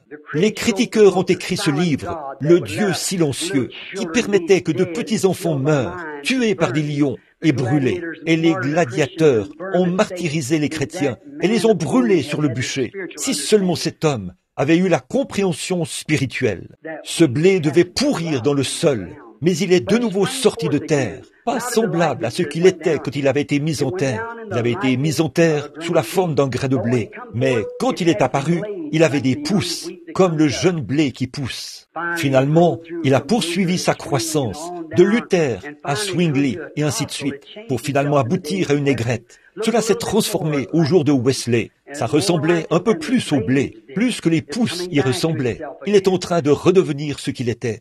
Ensuite, nous voyons qu'un grain a poussé et qu'il ressemblait pratiquement au vrai grain. Et si jamais vous essayez d'ouvrir cette balle, vous verrez que ce premier grain de blé ne contient pas de grain du tout. C'est une balle, une feuille. Seigneur, le grand réveil pentecôtiste qui s'est produit, il fallait qu'il en soit ainsi, Seigneur, pour protéger le blé quand il viendrait. Sinon, il n'aurait pas eu d'endroit où aller. Maintenant, Père, nous savons que nous ramenons toutes choses à la nature, parce que tu as formé la nature. Tu as racheté la terre par la manière dont tu l'as baptisée, du temps de Noé, au terme de sa prédication. Tu as aspergé la terre du sang du Fils pour la sanctifier pour toi. Et dans le grand âge à venir, lors du renouvellement, tu l'embraseras par le feu pour en brûler toutes les choses du monde. Comme tu fais pour le chrétien, tu le sauves, le baptises, le sanctifies. Puis, tu ôtes le monde de lui, et pour montrer qu'il t'appartient, tu mets en lui le Saint-Esprit. Nous savons que ce blé est passé par le même processus. Toute la nature fonctionne de la même manière. Maintenant, Seigneur, quand nous voyons maintenant la balle s'écarter du grain, devenir mondaine, ô Dieu, fais que ces grains, la balle doit s'écarter pour que le grain puisse entrer dans la présence du Fils. J'entends venir la moissonneuse batteuse, Seigneur. C'est pour bientôt. Et alors, le grand ascenseur emmènera son épouse dans la gloire, dans la présence de Dieu. Je te prie, Père, de bénir chacun de nous. Fais que nous nous rappelions, Seigneur, que ceci, c'est notre occasion. Nous n'en aurons peut-être pas une demain. Aujourd'hui, c'est notre occasion. Aujourd'hui, si longtemps après, quand vous entendez sa voix, n'endurcissez pas votre cœur. Seigneur Dieu, je ne connais pas ces gens. S'il y en a ici qui n'ont pas ceci, accorde ce soir qu'ils reçoivent la plénitude de Dieu et qu'ils soient remplis du Saint-Esprit. Accorde-le, Père. Maintenant, avec nos têtes inclinées et nos cœurs aussi, mes amis, excusez mes manières. Je vous ai présenté un message décousu. Je prie que Dieu vous fasse voir ce que je voulais dire. Maintenant, si je ne veux pas que qui que ce soit lève les yeux, gardez simplement la tête inclinée. Qui que vous soyez, si vous n'êtes pas certain que votre vie... Maintenant, voyez, chacun de ces processus, qu'est-ce qui leur est arrivé? Ils ont formé une organisation. Qu'est-ce qui s'est passé? L'Esprit est allé sur quelqu'un d'autre. Et que Luther s'est organisé, c'est allé directement sur Wesley. Wesley s'est organisé, c'est allé directement sur les pentecôtistes. Les pentecôtistes se sont organisés. Où cela va-t-il? Exactement comme la colonne de feu. Ça avance continuellement. Et certaines personnes disent, je suis pentecôtiste. C'est bien. Je suis luthérien. C'est très bien. Il n'y a pas de mal à ça. Mais, mon ami, le blé continue d'avancer. Nous avons eu l'un des plus grands réveils. Ça a duré plus longtemps. L'histoire montre qu'un réveil ne dure qu'à peu près 3 ans. Celui-ci se poursuit depuis 15 ans ou plus. On a de grandes campagnes de guérison, mais ça s'est refroidi maintenant. Regardez, à la suite de chaque réveil, il y a toujours une organisation qui voit le jour. Pourquoi cela ne s'est-il pas produit dans ce cas-ci? Il y a un petit groupe de frères qui avait commencé quelque part par ici et qui se faisait appeler la dernière pluie. Ils ne sont allés nulle part. Cela a échoué. Pourquoi? C'est l'âge du blé, mes amis. C'est le blé. Il y a un ministère sur la terre qui est exactement comme celui qui était mis en terre là-bas au début. Une véritable expérience pentecôtiste. Les églises s'organisent. Et l'une essaie de construire un bâtiment plus imposant que l'autre, d'avoir plus de membres et tout. Les organisations, petit à petit, nous le voyons. Je suis pentecôtiste. Nous les voyons qui s'en écartent. Mais qu'est-ce que c'est? Il faut que cela se produise, afin que le Fils puisse atteindre le grain. Si cela n'avait pas été là au départ, qu'il n'y avait pas de balle pour l'envelopper, il n'aurait nulle part où aller. Dieu en a fait une balle, vous voyez, comme le maïs, comme le blé, comme tout ce qui vient du grain. Maintenant, vous voyez, aucune organisation n'a vu le jour à la suite de ceci. Pourquoi? Il n'y a plus de temps pour ça. Nous sommes à la fin. Et si vous n'êtes pas tout à fait où vous devriez être, et que vous dites, frère Branham, si Dieu exauce votre prière en faveur des malades, j'ai entendu ce que le Seigneur a fait en répondant aux prières. Vous avez entendu parler que d'autres personnes dans le monde prient aujourd'hui. Vous dites, voulez-vous prier pour moi, afin que je reçoive cette expérience, frère Branham? Je ne vous reverrai peut-être jamais. Je ne vous reverrai peut-être plus. Mais priez pour que je sois là-bas. En ce moment-ci, je n'ai pas l'impression que j'y serai, mais j'aimerais que vous priez pour moi, afin que j'y sois. Maintenant, toutes les têtes inclinées, levez la main. Voulez-vous que le Seigneur vous bénisse et vous, que Dieu vous bénisse. Dans ce groupe de gens, je pense que peut-être 50 ou 75 mains se sont levées.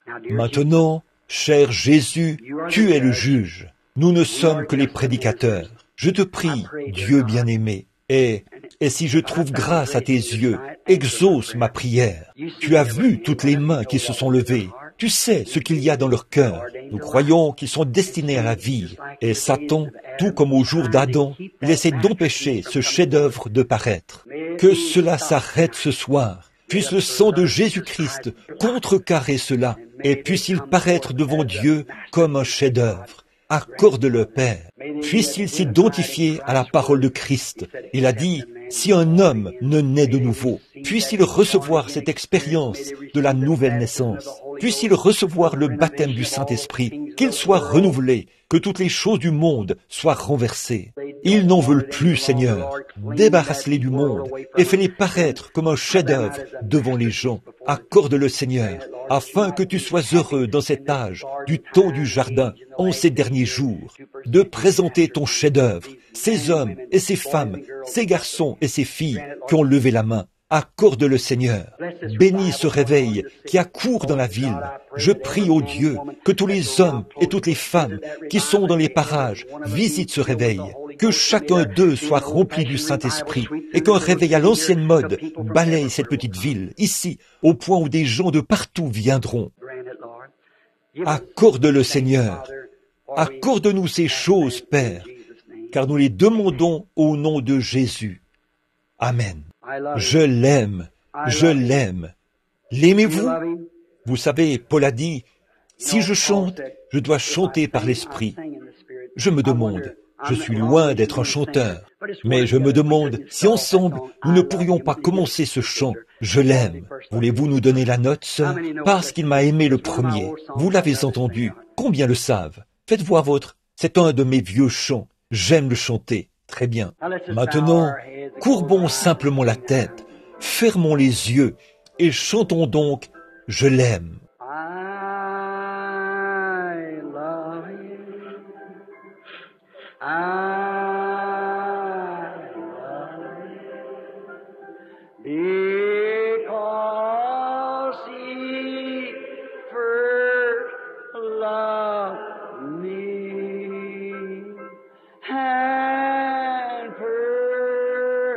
Just my salvation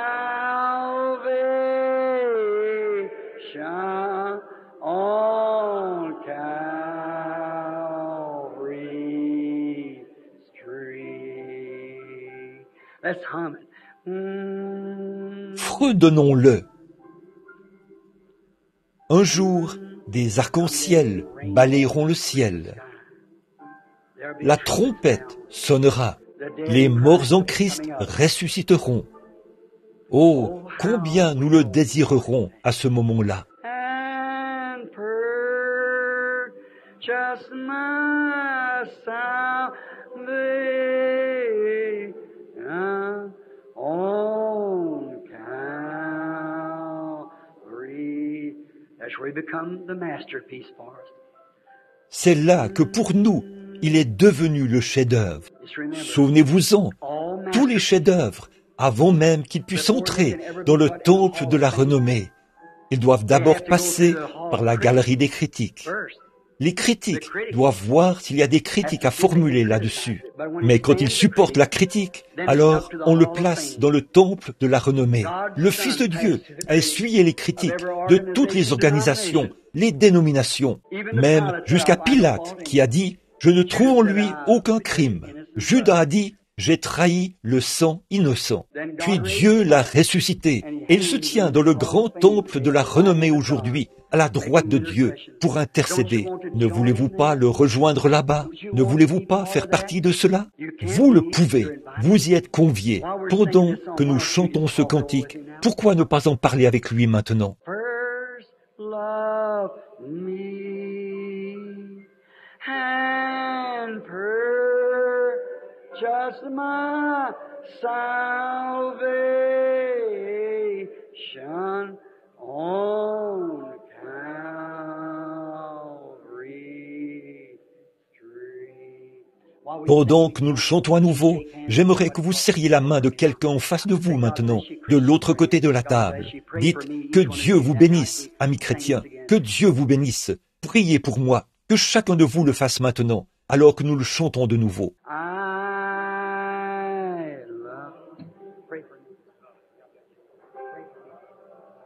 Love him because he... C'est ça, serrez-vous la main, dites, priez pour moi. Vous tous, priez pour moi. Je veux tant y être. And purchase my salvation on Calvary Street. Maintenant, courbons la tête, fermons les yeux, levons les mains et chantons-le lui maintenant. Oh God, I love you because he first loved me and Jesus, my salvation on Calvary. Look at your Regardez masterpiece. votre chef-d'œuvre qui est suspendu là. Great sculpture. Toi, le grand sculpteur, le grand Dieu qui a créé l'homme, qui l'a formé et l'a façonné à ton image. Je te prie, Seigneur, de nous prendre ce soir. Que ce soir soit pour nous une soirée mémorable, vraiment inoubliable. Fais que ce soir, Seigneur, ce soir, ici même, au motel Stardust, des hommes soient façonnés par toi pour refléter l'image des fils de Dieu. Accorde-le, Seigneur. Ô grand sculpteur, tu es le seul qui puisse le faire. Seigneur, prends ta parole et façonne-la dans chacun de nos cœurs, afin que nous soyons tes chefs-d'œuvre en ces derniers jours et que nous soyons appelés l'épouse de Christ. Que d'autres hommes puissent voir que c'est si réel et qu'il y a une grande joie à vivre pour lui. Seigneur, en ce jour où même nos églises perdent leur sincérité, on a l'impression que tout est devenu à la Hollywood, Seigneur. Que s'est-il passé? Ils ont recherché ce qui brille plutôt que ce qui rayonne. Nous savons que le monde brille par la mondanité, mais l'Évangile rayonne par l'amour et par Christ. Fais, Seigneur, que nous nous éloignions du scintillement du monde pour entrer dans le rayonnement de Christ. Ils sont à toi, Seigneur. Tu les as acquis. Ils ont levé la main ce soir. Ils voulaient l'être. Maintenant, Père, si je le pouvais, je l'aurais fait, mais je ne le peux pas. Mais je te fais confiance. Tu as dit, je ne mettrai pas dehors celui qui vient à moi, celui qui écoute ma parole et qui croit à celui qui m'a envoyé, à la vie éternelle, et ne vient point en jugement. Là, il ne s'agit pas de faire semblant, Seigneur, mais de croire qu'il est passé de la mort à la vie. Accorde-le, Père. Ils sont à toi, par le nom de Jésus-Christ. Amen. L'aimez-vous? N'est-il pas merveilleux? Donnez-nous un petit air, ou plutôt la note, ma sœur. Merveilleux, merveilleux. Aimez-vous chanter? Est-ce que je prends trop de temps? J'aime adorer, pas vous? Un petit message tranchant comme celui-ci. Vous savez, ça me coûte d'être tranchant, mais vous devez river le clou pour qu'il tienne. Vous savez ce que je veux dire. Oui, vous devez l'enfoncer là. Vous voyez? Vous aimez ce chant? Merveilleux, merveilleux. Jésus est pour moi. Vous le connaissez? Wonderful, wonderful, Jesus is to me, a counselor, Prince of Peace, mighty God is He, saving me, keeping me from all sin and shame. Oh, wonderful is my Redeemer, praise His name. I once was lost, now I'm found, free from condemnation. Jesus gives liberty and a full salvation, saving me, keeping me from all sin and shame. Oh, wonderful, my Redeemer, praise His name. Tout le monde. Everybody, wonderful, wonderful, Jesus is to me, Counselor, Prince of Peace, mighty God is He, saving me, keeping me from sin and shame. Wonderful is my Redeemer, praise His name. Maintenant disons, gloire au Seigneur, gloire au Seigneur. Ne vous sentez-vous pas récuré? Vous sentez-vous bien? Adorez le Seigneur. Il est merveilleux. Que Dieu vous bénisse jusqu'à ce que je vous revoie. Je vais maintenant remettre le service aux frères, à celui qui préside.